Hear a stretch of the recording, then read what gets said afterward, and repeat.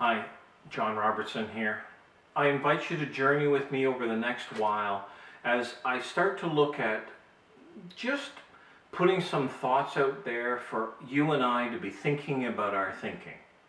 When it comes to mental wellness, when it comes to wellness in the workplace, when it comes to psychological health and safety in the workplace, have you ever noticed, at least I have been noticing, that every 2 to 5 years there seems to be another initiative, another program, another training, but very little seems to change.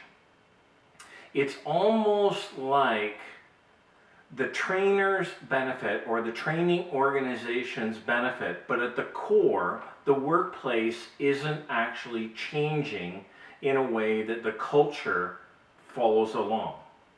Now, I'm not blaming the training, I'm not blaming accusatory in any way. I'm just asking you to be thinking about your thinking. So I want to encourage you, I want to challenge you, I want to question you, because my goal is to help leaders, people, and organizations build a foundation pre and post crisis to thrive through crisis, not just survive.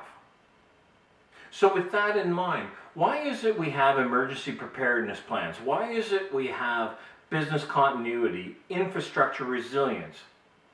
But who's helping people keep their heads in the game while we're going through things? Think about a crisis intervention plan.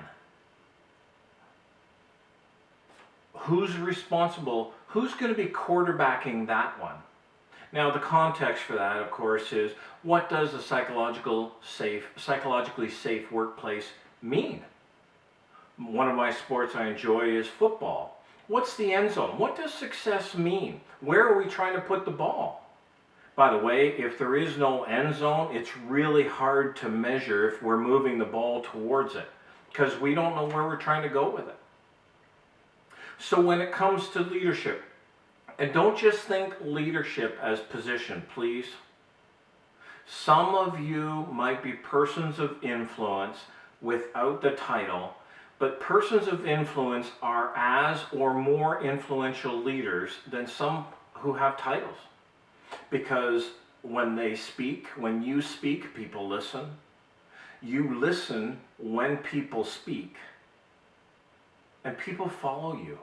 That's the core of a leader. Having that kind of influence where people want to be around you. But another thing that we have to address is, why are we doing it? What's the real motivation here? Is it because it's the right thing to do? Is it a value statement? Or is it because we're trying to reduce sick time or stress leave or some of these other things? Let's be honest, the workplace has shifted dramatically. And I've been doing this work for 25 plus years. I've seen a lot of changes. I've also seen a lot of programs that just keep getting training, but very little changes. I was working with an organization where we did some training, and then they said, okay, we got this, John, good to go. And then about 2-3 years later, I got an email to say, okay, we're a little stuck. Can you help? And what they wanted to do was start the training all over again because the people who took it had either left or forgotten the training. Another organization I've been allowed to work with is they're looking at the whole picture. What does success mean for us? Who's going to be the champion of some of these causes? And who's going to coach or guide or shepherd or whatever we want to call it? Who's going to help us move it forward so we're doing the right training to the right people for the right reasons at the right time? What's your plan in your organization? Transfer of information very seldom results in transformation. Doing a new program with new titles may or may not result in any significant change. Change will happen, it's just a given. So when you and I are thinking about some of those things, where do we want to go? I want to be able to question you, and if you have questions of me, email me, john@fortlog.co. I'd love to discuss things with you. I'm not coming in to fix your situation, but I will come in and ask questions. I would love to challenge and encourage people to think about their thinking. Why? Because I don't believe that work is a pain in the neck. I believe that a workplace is meant to be a place where people want to contribute. They want to help others. They want to play well with others. So our role is to help them find that workplace.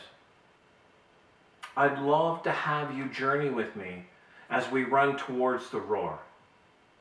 Thank you for your time, and I look forward to hearing from you, and I look forward to sharing with you some of my thoughts in about another month. Bye for now.